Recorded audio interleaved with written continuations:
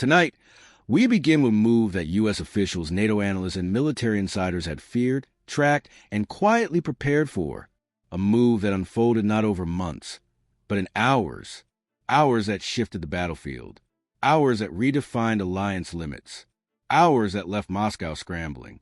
What France did today crossed a line that Russia, and even some Western capitals, had hoped would hold.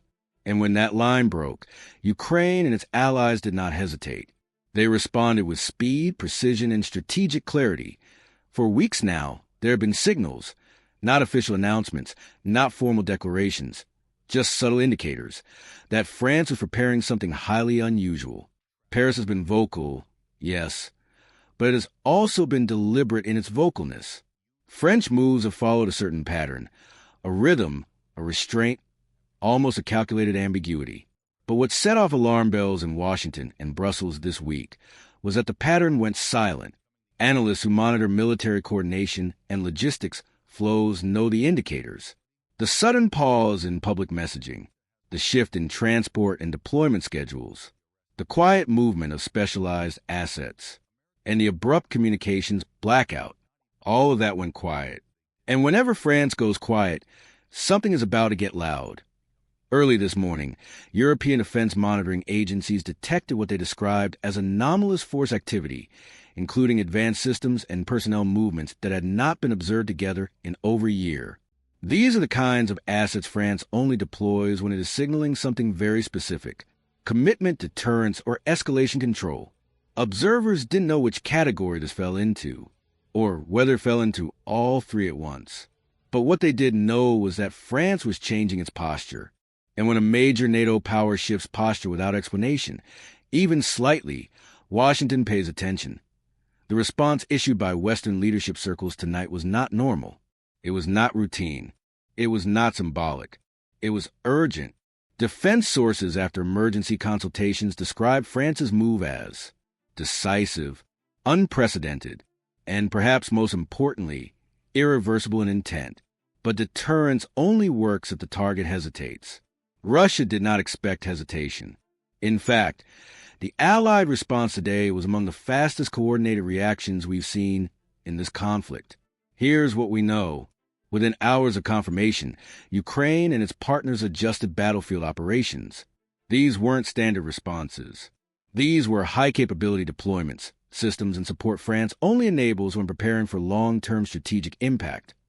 Tonight, multiple European sources confirmed that France enabled and supported expanded Ukrainian operations against key Russian military nodes, including logistics and command infrastructure that had recently been repositioned for what analysts believe was a renewed Russian offensive push. Ukraine moved before Russia could adapt. They hit supply corridors. They hit command relay points. They hit rear area staging zones preparing to reinforce the front. In other words, Ukraine targeted the backbone of Russia's next move, the components that would have made it operational. This is what made Allied warning so urgent.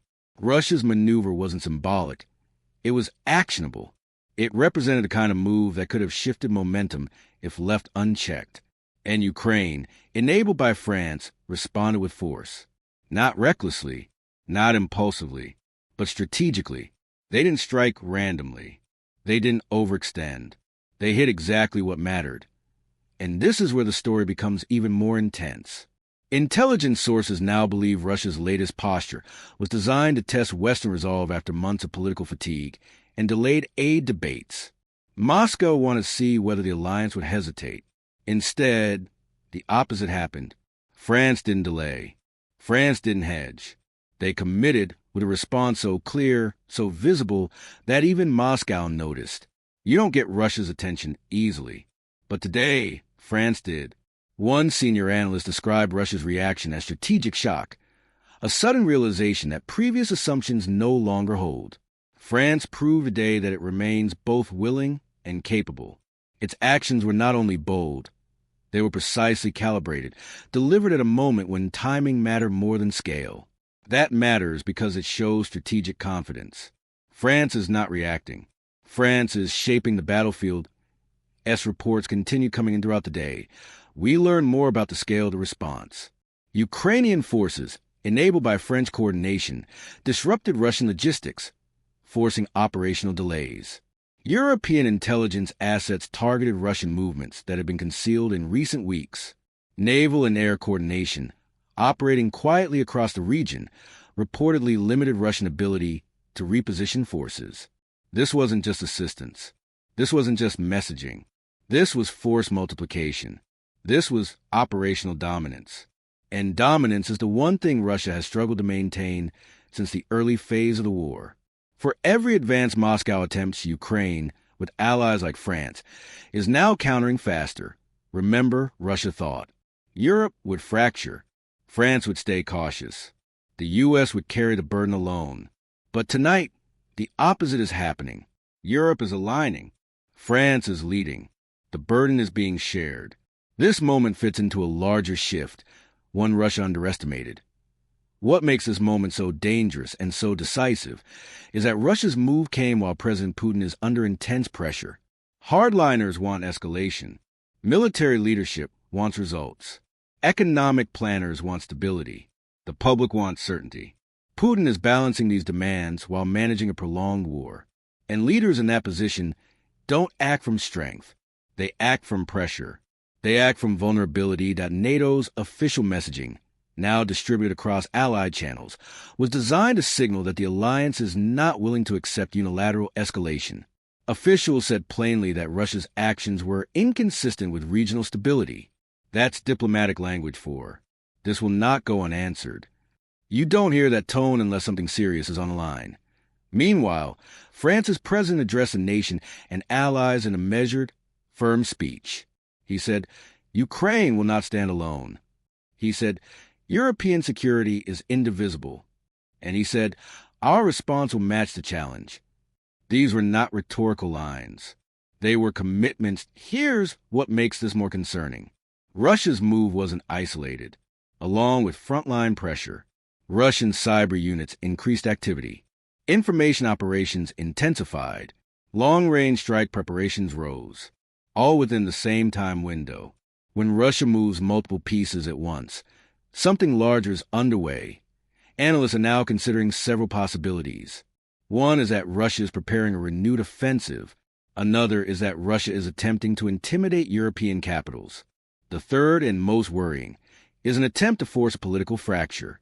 But today, France removed that option. They didn't delay. They didn't deflect. They didn't dilute. They acted. What we're watching now is a test of resolve. Russia wants to see if pressure works. France wants to show unity holds. The U.S. wants to prevent escalation. Europe wants to prevent collapse. This test is happening in real time. Tonight, sources say allies are now monitoring Russian responses closely. They report heightened alert levels, defensive repositioning, careful recalibration. Russia's move appears to be part of a broader pressure strategy. But France is not backing down. In fact, France is doubling down. Their response, fast, clear, and deliberate, sent a message to Moscow that escalation will be met. And it sent a message to Washington that Europe is stepping up as the days go on. More details will emerge about what Russia hoped to achieve. But what we do know is that France's action was timely. It disrupted momentum. It reinforced deterrence. It reshaped expectations. What happens next depends on Russia's next move. If Moscow pulls back, this will be remembered as a turning point. If it doesn't, allies have shown they are ready. And tonight, for the first time in weeks, Russia appears quiet. The front is still. The messaging is muted. Too quiet. And when Russia goes quiet, it's thinking. Because tonight, Moscow learned something. Europe will act. France will lead. And Ukraine will not be crushed quietly. This story is far from over. But tonight, one thing is clear. The balance shifted. The message landed. And the next phase has begun.